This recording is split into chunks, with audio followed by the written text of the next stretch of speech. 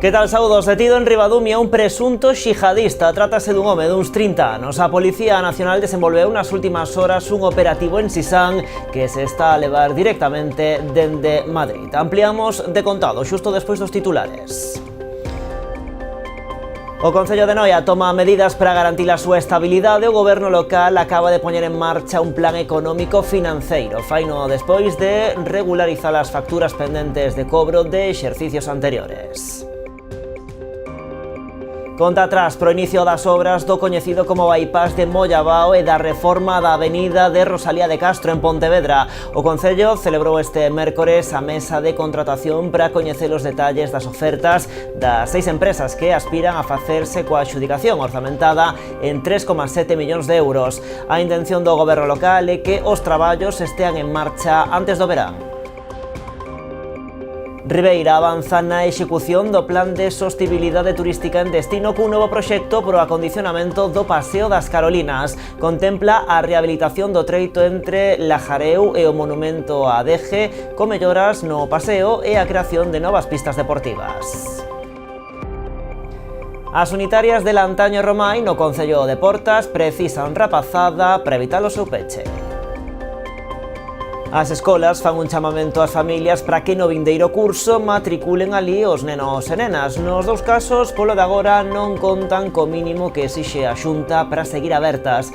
As mestras destacan que nestas unitarias se ofrece un ambiente familiar, próximo e acolledor, no que cada pequeno medra o seu ritmo.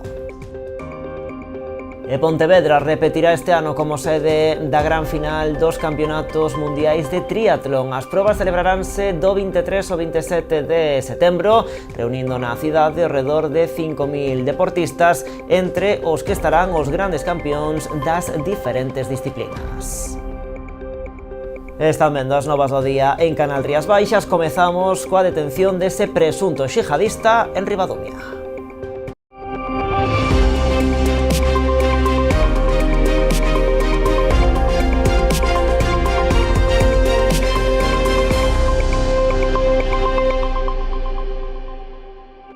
Detido en Ribadumia un presunto xihadista. Trátase dun home duns 30 anos de orixe palestina. A Policía Nacional desenvolveu nas últimas horas un operativo que se está a levar directamente dende Madrid pola Comisaría Xeral de Información. O dispositivo tivo lugar na zona de Sisán, onde o home tiña alugado unha vivenda que compartía con outras persoas que non tiñan relación con el. Os axentes rexistraron ese inmoble onde se terían incautado de diverso material informático. As primeiras informacións apuntan que consumía e difundía a través de internet material violento con contido de carácter terrorista. O varón xa foi trasladado a Madrid, onde quedou a disposición da Audiencia Nacional.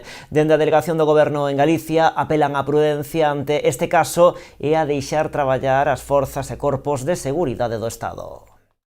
A Policía Nacional procedeu á detención do presunto autor dun roubo con forza acontecido a pasada semana en Carreira, no Concello de Ribeira. A súa identificación foi posible grazas ás probas recollidas pola Policía Científica na vivenda do lugar de Outeiro na que se perpetrou o roubo. Aínda que a casa está deshabitada, o ladrón levou consigo case todo o que había no seu interior, incluídos os marcos das fiestras de aluminio, un termo de auga e mesmo a batería dun tractor.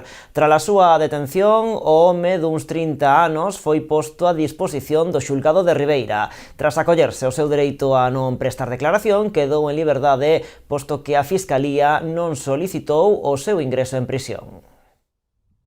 Noticia que xa víamos en titulares. O Concello de Noia vai iniciar un plan económico financeiro para reforzar a súa estabilidade tras a regularización das facturas pendentes de cobro de exercicios anteriores. O goberno noiés defende que deste xeito reafirma o seu compromiso coa transparencia e a responsabilidade na xestión dos fondos públicos.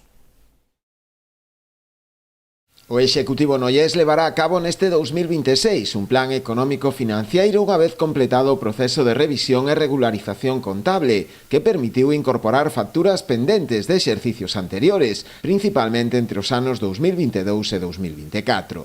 Segundo informaron fontes municipais, o pasado verán rexistrouse un volume notable de facturas en consignación orzamentaria que superaba o 1 millón de euros. Esta regularización, orientada a garantir o pagamento a todos os provedores e reflectir con transparencia a situación económica real do concello, supuxo a superación da regra de gasto establecida pola normativa vixente para o exercicio 2025. Ante esta situación, o actual goberno municipal puxo en marcha un plan de revisión económica e control do gasto, co obxectivo de ordenar a situación financiera municipal e establecer unha base sólida para os vindeiros exercicios. Aínda que formalmente o plan económico financiero iniciarase neste exercicio 2026, o equipo de goberno xa adoptou medidas orientadas á redución do gasto corrente, á mellora da planificación orzamentaria e á racionalización da xestión económica municipal, reafirmando así o seu compromiso coa transparencia e responsabilidade na xestión dos fondos públicos para asegurar a sustentabilidade económica da propia administración local.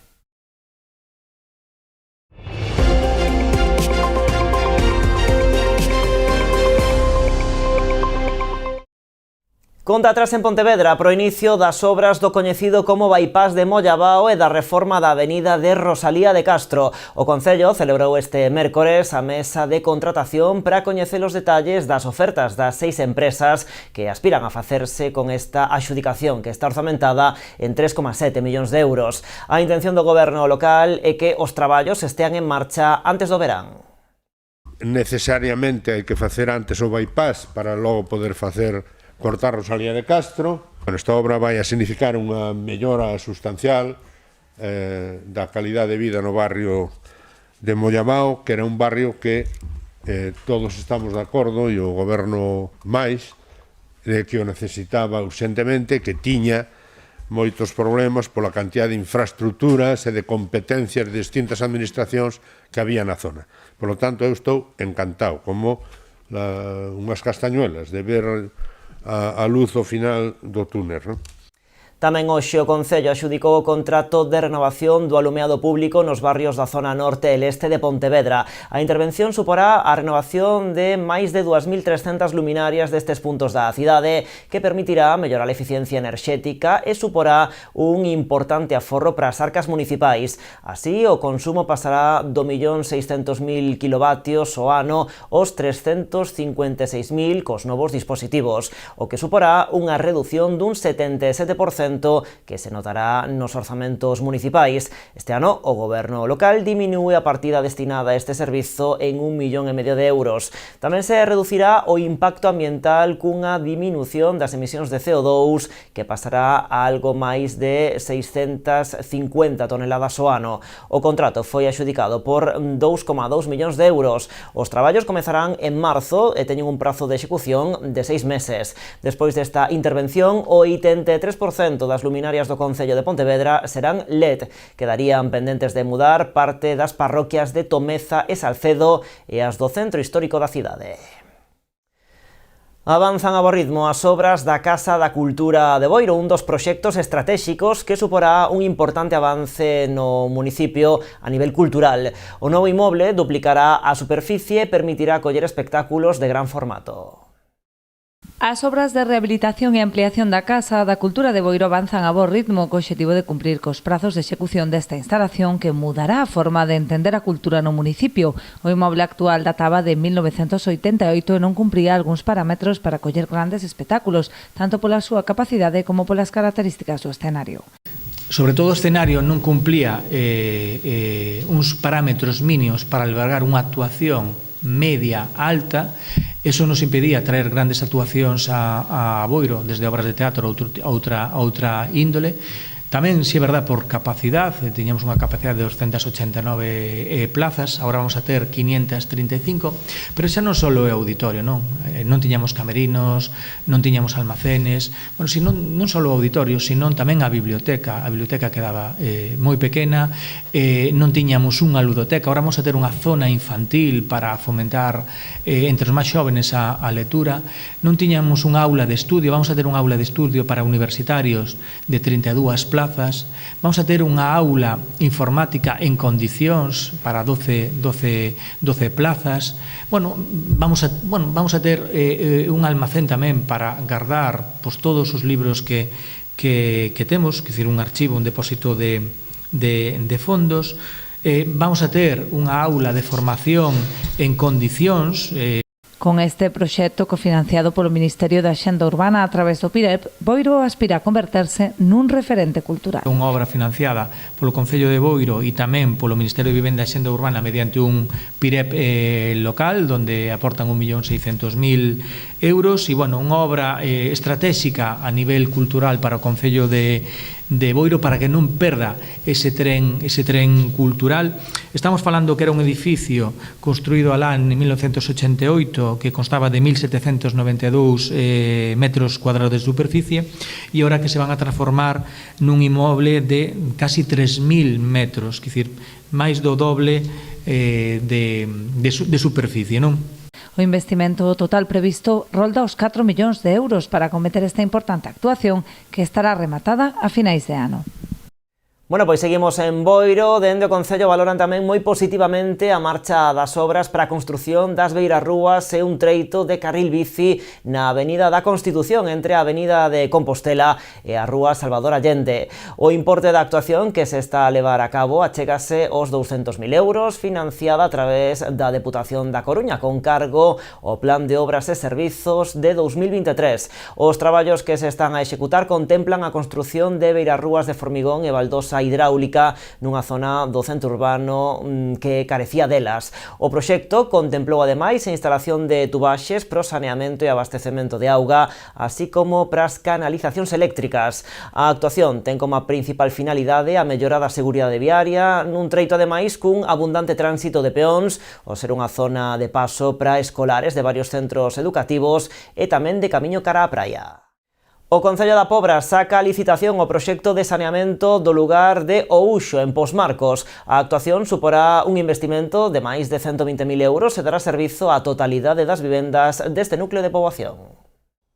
O Concello da Pobra avanza na súa política de achegar os servizos básicos á veciñanza, especialmente no rural. Nesta liña vende sacar a licitación a instalación da rede de saneamento no lugar de Ouxo, na parroquia de Posmarcos. Servicios básicos que son super necesarios, sobre todo no rural, que é onde máis carecen destes servicios os veciños. Son proxectos que nós tiñamos como obxectivo tan pronto chegamos, pero este en concreto de Ouxo é un proxecto que foi moi complexo de, máis que nada, de conseguir todos os permisos que necesitamos para levar a cabo.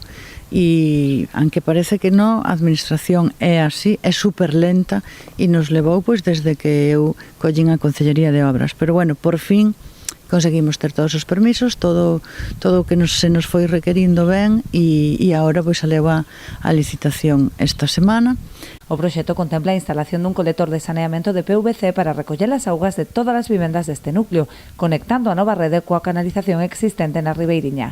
O investimento previsto supera os 120.000 euros con cargo POS. Esta é unha obra do POS, e que, bueno, que sempre digo, non, nos plenos, que é tan necesario este plan da Diputación da Coruña para que os concellos poidamos facer este tipo de obras, porque se é con cargo o concello, a verdad non temos esa capacidade económica para poder levar a cabo estes proxectos. Entón, bueno, é un POS ademais que fomos recuperando, que se leva pedindo desde hai moitísimo tempo. Pero, bueno, é un proxecto que actualizamos e que traballamos. Ahora tamén o ter o arquitecto noso, pois tamén todo se foi axilizando máis. O prazo de execución será de 3 meses dende o inicio das obras. E Ribeira avanza na execución do plan de sostibilidade turística en destino cun novo proxecto pro acondicionamento do Paseo das Carolinas. Contempla a rehabilitación do treito entre Lajareu e o monumento a Deje, con melloras no paseo e a creación de novas pistas deportivas.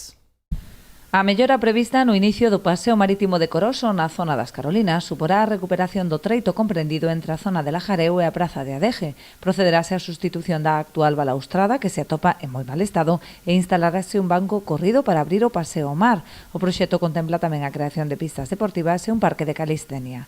Un proxecto que vai a renovar toda a zona que vai pois desde máis ou menos a parte de Lajareu, coñecida como Lajareu, pois hasta a placiña onde se atopa a exposición de Adeje. Polo tanto, renovaremos todo o que é pois esa balaustrada que se atopa en bastante mal estado, poñeremos un banco corrido tamén para que a xente poida disfrutar das vistas que nos dá a nosa praia urbana de Coroso, e na zona, pois aquela zona que está diante de Lajareu, como digo, contará pois cunha pista de baloncesto e contará tamén pois cun parque de calistenia. Así poderemos ter unha zona de esparcimento, de ocio, de deporte para toda a xente que inicia ou sigue ese paseo tan transitado e decoroso, que poidan ter pois outra alternativa tamén de exercicio e, como non, tamén para mellorar un entorno que creo que o merece e que nestes momentos pois non está como debera estar. A intención do Executivo é que a obra poida estar en marcha canto antes, co fin de entrar en servizo para este verán. Agardamos que antes de que comece o verán poida estar a punto para que todos os ribeirenses poidan disfrutar do bo tempo e desa playiña, ademais, tan transitada, e toda a xente que nos visite pois tamén poida comprobar do bonita e do agradable que está a Ribeira e a súa contorna nas Carolinas. Ademais, será preciso axilizar os trámites, posto que o proxecto se marca no Plan de Sostibilidade Turística en destino. Neste plan, cunha dotación de 2 millóns de euros, figuran a compra da nave de Cerqueira e musealización do edificio anexo, a rehabilitación do lavadoiro de Pinisqueira, a mellora integral do miradoiro de Punta Castro ou a posta en marcha dunha plataforma digital que unifique os servizos turísticos. Bueno, e a volta da publicidade, entre outras cousas, estaremos nesas unitarias do Concello de Portas que precisan que se matriculen nenos e nenas para evitar o seu peche.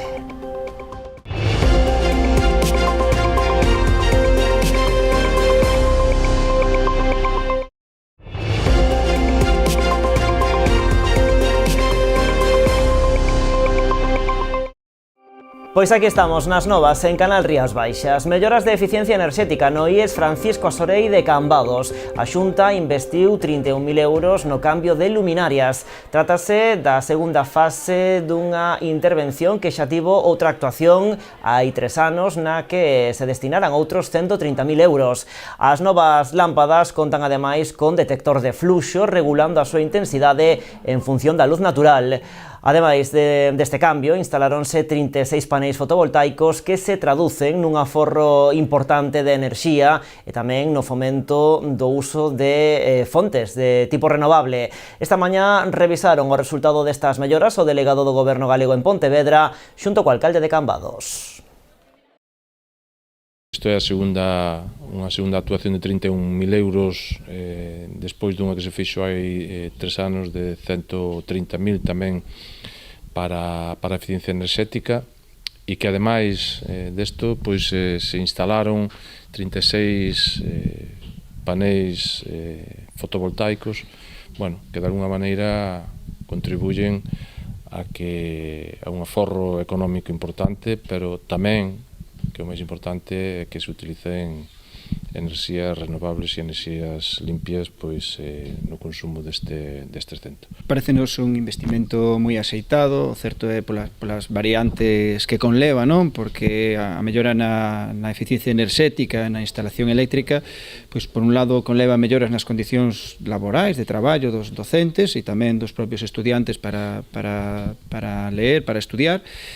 Conleva un aforro enerxético co aspecto medioambiental que nos valoramos tan positivamente, tanto pola procedencia da enerxía que contribuye con fontes renovables como son a instalación de paneles solares fotovoltaicos, como tamén coa reducción do consumo, dado que estas novas luminarias consumen menos que as convencionais. As unitarias de Lantaño e Romai no Concello de Portas precisan rapazada para evitar o seu peche. As escolas fan un chamamento ás familias para que no vindeiro curso matriculen ali os nenos e nenas. Nos dous casos, polo de agora, non contan co mínimo que sexa Xunta para seguir abertas. As mestras destacan que nestas escolas se ofrece un ambiente familiar, próximo e acolledor, no que cada pequeno medra o seu ritmo en contacto coa contorna e a comunidade. Destacan que as unitarias forman parte da identidade de Portas e que mantelas abertas e darlle vida ao rural.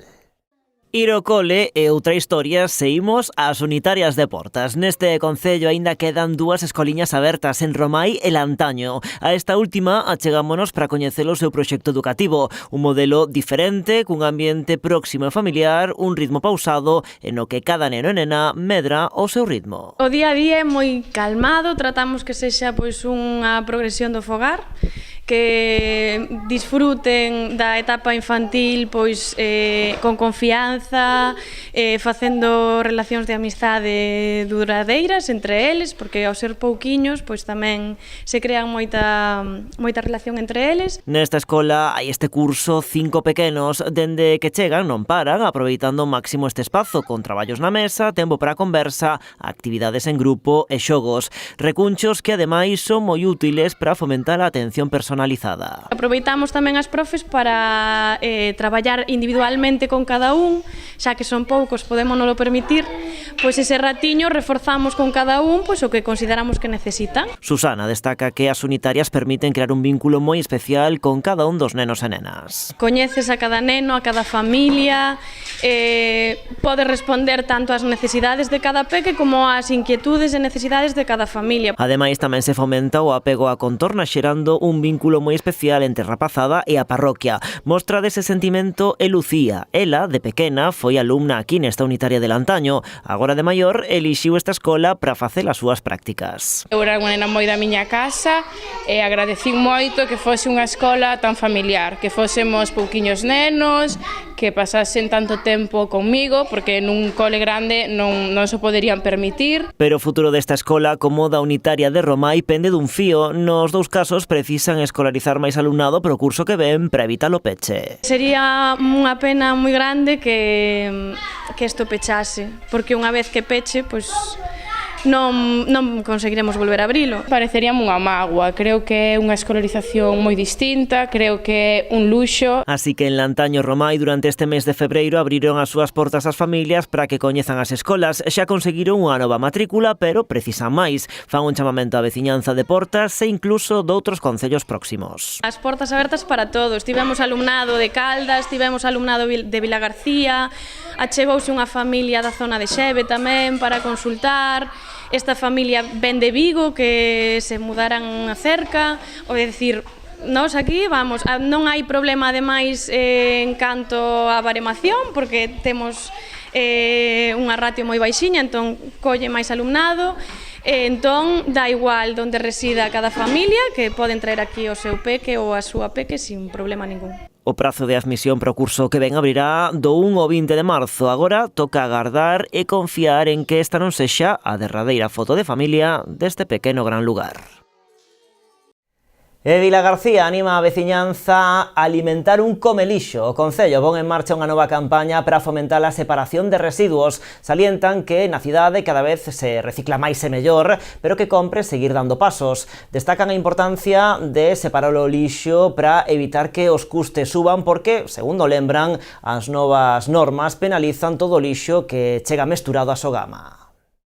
A familia dos comelixos de Vilagarcía volverá a estar moi presente nos fogares da cidade. O Concello pon en marcha unha nova campaña na que Mónica Artón, Vidroberto, Rubén Bases e Organicarme teñen a misión de concienciar a veciñanza sobre a importancia de separar os residuos. Eso de que consiste pois este tipo de campañas, que saber como podemos facer mellor, porque a limpeza dunha cidade e a xestión dos residuos é unha cousa de todos. Destacan que canto mellor o fagan os cidadáns, máis limpa estará a cidade, pero a campaña ten tamén outro obxectivo: canto máis separemos en orixe, menos cara nos sairá factura. Porque todos eses residuos, eses restos que estamos levando a Sogama, non é o mesmo que se consigan unha serie de obxectivos que temos que conseguilos entre todos. Creo que era aumentar un 1% que se leva pois deste contenedor, entendo, marrón, do compostaxe, ou aumentar un 3% pois os plásticos,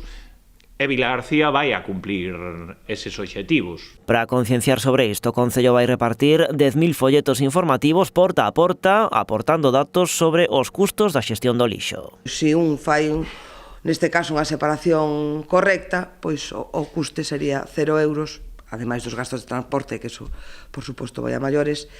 E se vai directamente o resto, o contenedor toda a vida, pois son 108 euros neste caso a tonelada, e se vai a un contenedor de vidro ou de papel ou plástico en bases, pois sería 0 euros o que suporía para a veciñanza. Agora que un tema tamén de actualidade, co tema das novas directrices europeas que hai que aplicalas a nivel estatal e local, pois co incremento da taxa do lixo tamén derivada do aumento do canon neste caso de Sogama. Entón, pois, ara o futuro é que o que hoxe son 108 euros, daqui uns anos, pois cada ano aumente máis o prezo, en detrimento das outras fraccións, como ben decía Tania, o papel, os envases e o vidrio, que o seu custo de tratamento de residuo está exento de transporte, eso ten o seu custo, pois é cero. E destacan que a fracción orgánica está collendo ritmo en Vilagarcía, xerando xa 30 toneladas ao mes grazas aos colectores marróns e a implantación de composteiros comunitarios e individuais no rural. Con este avance, o total de kilos recollidos na fracción restos segue a baixar, co dato máis baixo dende 1999, cando comezaron os rexistros. Cambiamos de asunto, o de páncreas continúa a ser o cancro con maior índice de mortalidade no ser humano. A taxa de supervivencia é reducida do 10% nos homes e do 12% nas mulleres. Na área sanitaria de Pontevedra e o Salnés diagnostícanse ao redor de 60 casos cada ano. Esta enfermidade e outras deste órgano, como a pancreatite aguda, centraron hoxe unha xornada que se celebrou en Pontevedra impulsada polo Servizo de Aparello Dixestivo do CHOP. Para iso contaron cun dos maiores expertos na materia, o doutor Enrique de Madaria. A chegar a profesionais e a cidadanía a referentes en distintas especialidades relacionadas co aparello dixestivo. E o obxectivo de Pontevedra, quen pasa 6 expertos en saúde, 6 meses. Un ciclo de charlas posto en marcha polo Servizo de Aparello Dixestivo do Complexo Hospitalario de Pontevedra a través do Grupo de Investigación IDARA. Traer un ponente relevante que nos aporte científicamente mucho al servicio o incluso al hospital, porque, por ejemplo, la pancreatitis aguda es una charla muy multidisciplinar. Y también que sean ponentes que sean muy buenos divulgadores, entonces que puedan también transmitir a la sociedad sobre temas importantes también en el mundo de digestivo, en este caso del cáncer de páncreas, pues transmitir a la sociedad y aclararle dudas. A última estivo centrada nun dos órganos máis descoñecidos para a poboación xeral, o páncreas. Para elo contaron co doutor Enrique de Madaria, especialista do Hospital de Alacante, que abordou nun relatorio aberto os mitos, os titulares e a realidade clínica do cancro de páncreas. El cáncer de páncreas es el tumor con mayor mortalidad del ser humano. Para que te hagas una idea, la supervivencia a 5 años en hombres es del 10% y en mujeres del 12%. Lo único que puede curar la enfermedad es la cirugía, pero la cirugía solo se puede hacer en un 20% de los casos, porque al diagnóstico 80% de los pacientes ya tienen el tumor o demasiado grande para ser quitado o extendido a otros órganos. Recentemente o equipo liderado polo doutor Mariano Barbaciz anunciaba avances moi importantes no tratamento do cancro de páncreas en ratos, pero de Madaria matiza, aínda quedan anos para chegar a unha posible cura. No creo que sea algo que se haya hecho de forma queriendo por el equipo de Barbaciz, que lo comunicó bien. La gente cree que esto ya se puede usar y no, faltan años, porque 2 de los fármacos que usaban están disponibles en el hombre, pero 1 no. Y hay que desarrollarlo, hay que hacer un fármaco nuevo que no existe. Entonces, esto tardará años. Así as cousas, este experto confía en que a medio prazo se dean avances para afrontar esta patoloxía. Probablemente va a haber cambios en cómo se trata el cáncer de páncreas en el próximo año, 2 años, 3 años, porque están a punto de salir fármacos nuevos y se están haciendo vacunas que realmente son muy complejas de hacer y están muy individualizadas, con lo cual probablemente no podremos aplicarlo a todo el mundo, pero sí que se están habiendo avances que son moi prometedores. A pancreatite aguda, que é a terceira causa de ingreso hospitalario por enfermidades digestivas, centrou outra masterclass deste experto. No 2022, o seu equipo publicou un estudo que mudou o xeito de afrontar esta inflamación do páncreas. En esa época se decía que las pancreatitis aguda había que dar muchísima agua por vena y eso era genial para curar la pancreatitis. Hicimos un ensayo clínico internacional y comparamos dar mucha agua por la vena a los pacientes frente a una cantidad moderada. Describimos por primera vez que dar muchos fluidos era perjudicial para el paciente y realmente ahora es el tratamiento recomendado en todos los libros y en las guías que nos dicen cómo tratar la pancreatitis. Este ciclo de charlas con expertos no aparello dixestivo continuará. A seguinte cita será o 24 de marzo co doutor Javier Crespo, experto na patoloxía coñecida como fígado graxo.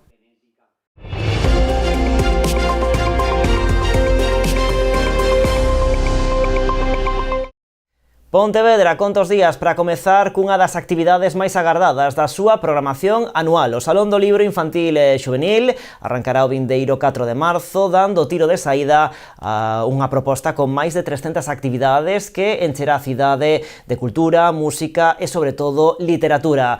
Este ano terá un peso especial o país convidado, Palestina. O Salón celebrará 3 actividades solidarias para recadar fondos para apoiar os palestinos fronte ao xenocidio de Israel.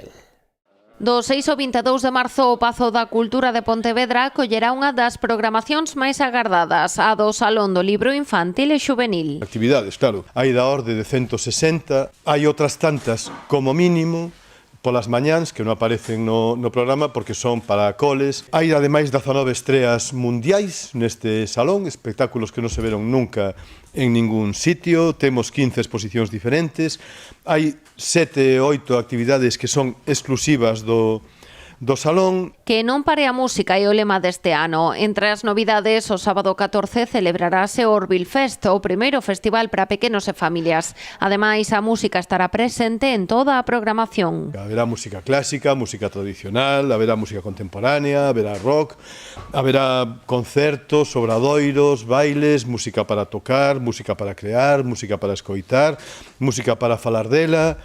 Haberá música no recinto, no Pazo, pola cidade. Tamén terá un peso especial nas diferentes actividades Palestina, país convidado nesta edición. Algúnas delas cunha compoñente solidaria. E máis que nunca, este ano é cultura fronte á guerra, fronte á barbarie e fronte a ese sionismo que persegue, encarcera, tortura e asasina crianzas. Toda a nosa solidaridade con Palestina vamos a poder canalizar a través de actividades solidarias, que son principalmente 3, donde todo o que se recaude va a ir para axuda directa a Palestina. E o caso da cita inaugural será o mércores 4 ás 8 da tarde no Teatro Principal, coa gala Cultura contra a Barbarie de Payasos en Rebeldía.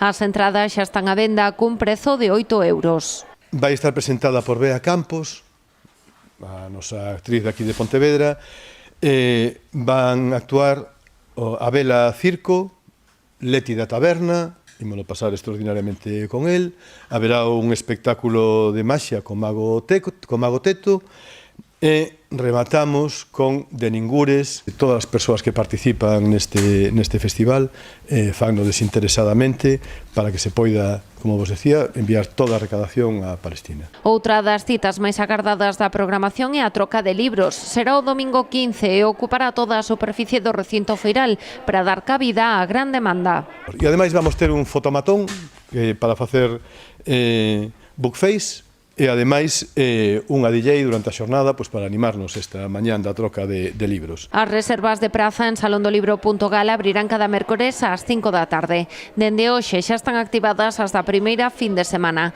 o mércores 4 as da segunda e o día 11 as da última. Xa está activa tamén en ataquilla.com a venda de entradas anticipada para os espectáculos de pago. É a cuarta edición do Premio Internacional de Composición Portus Apóstoli, convocado polo Festival Internacional de Arpa Vila de Novia, xa ten obra gañadora. O xurado outorgou a distinción á creación Alén do Azul, do compositor coruñés Teo Montero Rei. O galardón, cunha dotación económica de 4.000 euros, suporá tamén a estrea da obra durante a celebración da 13ª edición do Noia Arp Fest do 29 de xullo ou 1 de agosto, da Banda Real Filarmonía de Galicia. O xurado decidiuse pola obra de Teo Montero pola súa escritura orquestral moi sólida e orgánica, con texturas interesantes e contrastes instrumentais, ademais dun uso da arpa moi variado. E da cultura ao deporte, Pontevedra repetirá este ano como sede da gran final dos campeonatos mundiais de triatlón. As probas celebraránse do 23 ao 27 de setembro, reunindo na cidade ao redor de 5.000 deportistas, entre os que estarán os grandes campións das diferentes disciplinas. O evento precisa dun orzamento para celebrarse de 2,5 millóns de euros, pero calcúlase que o impacto económico na contorna poderá roldar os 50 millóns. Edmonton no Canadá, Gold Coast en Australia e a partir de setembro Pontevedra. Son as 3 únicas cidades do mundo que albergaron en 2 ocasións unha gran final dos campeonatos mundiais de triatlón. Para mí este es el evento más importante que España va a organizar este año a nivel deportivo en este país. Pontevedra, ¿por qué? Pontevedra porque lo organiza muy bien con la Federación Española, pero sobre todo porque el recuerdo que se llevan nuestros participantes, esos 5.000 deportistas que van a venir de la ciudad de Pontevedra, de las actividades que aquí les van a organizar, de la comida, de lo que pueden hacer, es un recuerdo que siempre queda en sus memorias para toda su vida. A cita será do 23 o 27 de setembro e será maior que a de 2023. Súmanse os campeonatos do mundo de relevos de grupos de idade e a modalidade sprint, que suporá a participación duns 1.000 deportistas máis. Agárdase a chegada de preto de 5.000 triatletas que mobilizarán entre 15.000 e 20.000 persoas procedentes duns 80 países. Calcúlase que o impacto económico na cidade e na contorna moverás entre os 45 e os 50 millóns de euros. Desde que celebramos campeonatos do mundo de duatlón e triatlón desde 2014, aquí todos os hoteleiros de Pontevedra nos comentan que a partir deses campeonatos empezou a haber turismo internacional moito máis incrementado e ademais que repite moitos anos. Estamos hablando de que por cada euro invertido de la administración va a superar los 25 euros por cada euro invertido. De esos números estamos hablando. A proba está orzamentada en 3,5 millóns de euros. O Concello achegará 1,4 millóns e a Deputación 100.000 euros. Ademais dos patrocinadores privados e das taxas dos deportistas, o Goberno local agarda sumar a Xunta a organización do evento.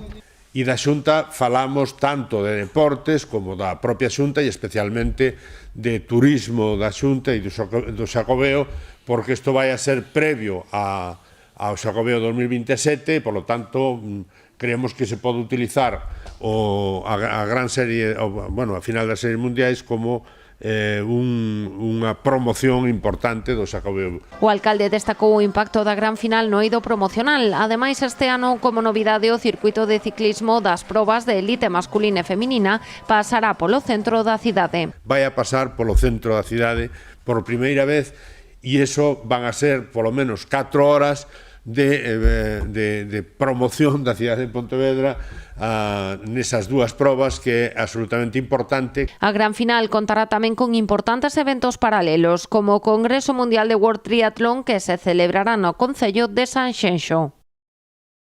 Unha carreira a pé de case 26 km para unir o Castelo de Sobroso en Mondariz co Castelo de Soutomaior. E a proposta que lanza a Deputación de Pontevedra chámase Trail entre Castelo e Rías Baixas e celebrarase na fin de semana do 18 e 19 de abril.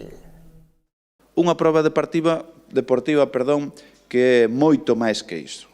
Aquí estamos a falar que poñemos en valor dous castelos, o de Soutomaior e o de Sobroso, que son dous dos moitos tesouros que temos en toda a provincia, nas Rías Baixas. Tamén poñemos outra vez de manifesto o noso compromiso para promover o turismo de interior. Sabedes que a campaña do ano 25, Cando volves, versou sobre o interior e sobre ese obxectivo claro que temos de descentralizar e desestacionalizar. E logo quedamos un paso máis na campaña do 26, Rías Baixas, a túa meta, o teu destino, unindo deporte e turismo. Trátase dunha proba deseñada para toda a familia e para todo tipo de deportistas, xa sexan afeccionados ou experimentados. O trail dispón dun percorrido de case 26 km con saída dende o Castelo de Sobroso e chegada no Castelo de Soutomaior, cun trazado que atravesará espazos naturales o valor ecolóxico e paisaxístico. Ademais da carreira principal, haberá eventos complementarios ao longo de toda a fin de semana, como unha andaina popular de case 9 km que terá lugar o domingo na contorna da Fortaleza de Soutomaior. Unha carreira infantil para menores de 6 a 12 anos prevista para o sábado, así como obradoiros de animación infantil e food trucks durante as dúas xornadas. O prazo de inscripción ábrese este xoves, día 26, a través das páxinas oficiais da proba ou de Turismo Rías Baixas. A participación é gratuita, pero as prazas están limitadas a 500 corredores pro trail, 300 persoas para andaina e 200 persoas para a carreira infantil. E así rematamos máis en canalriasbaixas.com e tamén nas nosas redes sociais. Como sempre, graciñas por estaren aí.